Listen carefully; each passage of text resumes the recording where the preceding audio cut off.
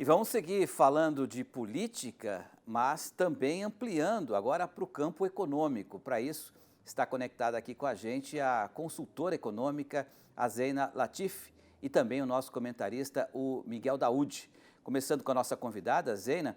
Zeina, eu queria ouvir a sua opinião sobre o chamado orçamento secreto, se ele impacta na economia brasileira e como isso acontece. Boa noite. Uhum. Boa noite, prazer estar com você.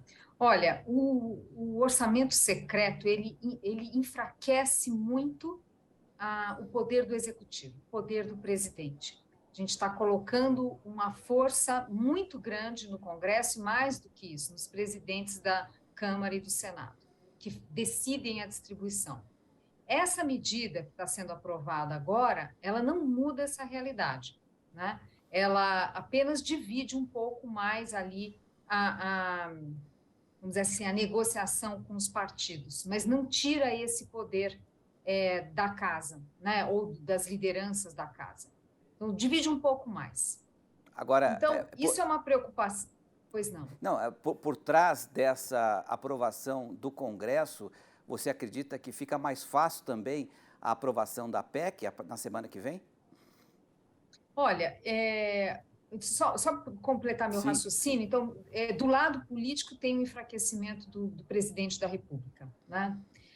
Do lado econômico, é um problema porque a gente está falando de um volume de recursos que não tem sido pequeno, a previsão para o ano que vem é algo quase de 20 bi, não é pouca coisa e que não está inserido em planos, né, mais estruturados para os gastos públicos. É muito mais para atender demandas locais, que a gente chama paroquiais, de líderes, de lideranças políticas, mas sem uma racionalidade econômica ali preservada, no sentido de estudar se aquele projeto faz sentido, enfim.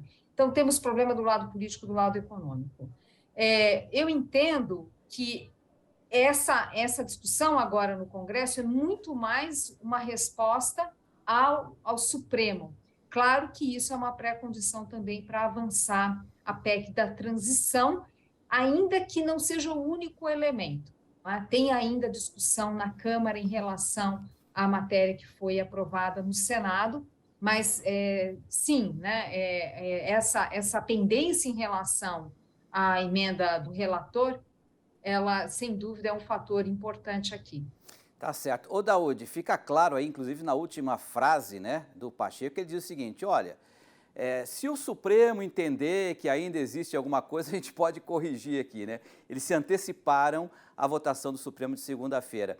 E eu transfiro a pergunta para você, você acha que isso faz parte também de um acordo para que a PEC da transição seja votada de forma mais tranquila na Câmara dos Deputados, porque a pressão lá é grande, não, Daoud? Boa noite. Boa noite, Petri. Boa noite, Zeina.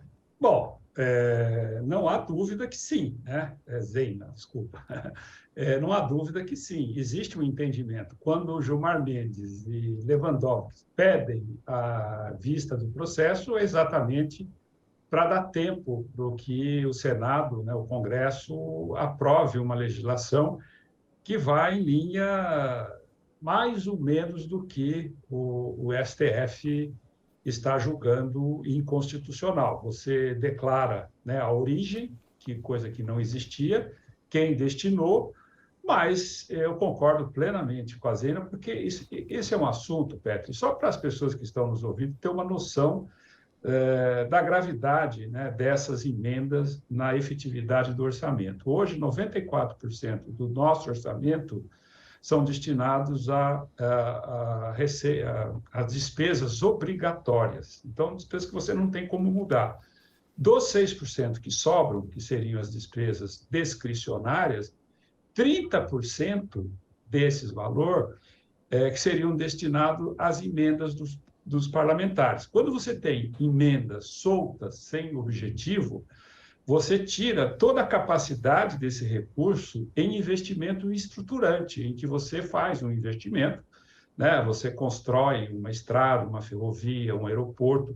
São investimentos que nós precisamos. Aí não, aí eu vou dar um dinheiro aqui para arrumar uma ponte, vou dar um dinheiro ali para fazer uma creche, fazer uma escola. Sim, são medidas necessárias, mas fora do contexto do que manda bom senso para você ter um investimento. Então, verba escassa, boa parte está na mão dos parlamentares, que não tem uma efetividade estruturante nos investimentos. Perfeito. Ô Zeina, essa PEC da transição sendo aprovada, né, estourando o teto, essas emendas parlamentares sendo confirmadas também.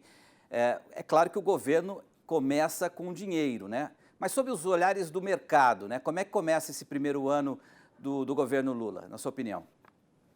Está começando bem atrapalhado, viu? Porque o que acontece? Toda a discussão no Brasil é que, sim, é claro, tinha que ter algum tipo de PEC de transição, porque o orçamento do ano que vem, ele simplesmente não é execuível, teria que fazer o shutdown da máquina, né? Fechar órgãos, enfim, por falta de recursos. A gente já está vendo a agonia de muitos aí este ano, mas está esticando demais essa corda e sem dizer como é que vai ajustar lá na frente. Não tem, quando a gente olha os discursos de uma forma geral, é sempre na direção de se gastar mais. Numa economia que está provavelmente em torno do seu pleno emprego, não é que a gente está numa recessão, não é nada disso, né? Ou seja, mesmo em desaceleração a economia, a gente tem níveis de ocupação da indústria, dos serviços, enfim, a gente tem taxa de desemprego que mostra que a gente está próximo do pleno emprego. Daí você adiciona mais estímulo à demanda, um quadro em que a inflação ainda está alta, né? Você vai lá, estimula mais a demanda e gera uma preocupação com a dinâmica das contas públicas no futuro, porque só se fala em gastar e não se fala como ajustar. Tantas medidas que a gente pode discutir para conter o crescimento de gasto público, isso não está sendo falado. E aqui é importante colocar, não é que são assuntos que estão distantes, não, são coisas assim que tem estudo no Ministério da Economia, tem especialistas defendendo propostas, por exemplo, uma reforma administrativa. Início de governo era a hora de fazer esse tipo de sinalização, das reformas mais duras, mais polêmicas.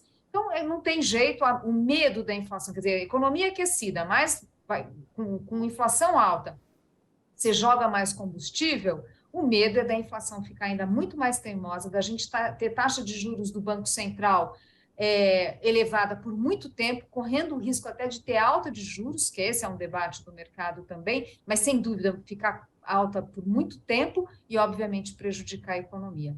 Então, não é apenas mau humor do mercado financeiro, né? O setor produtivo muito também preocupado com isso.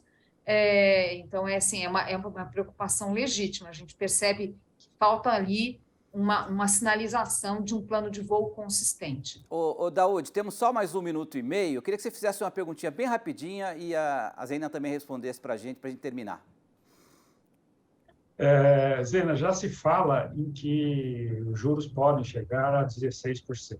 Né? Então, ontem, o Haddad e o próprio Lula colocaram que o objetivo é dar dinheiro para os pobres e tributar os ricos.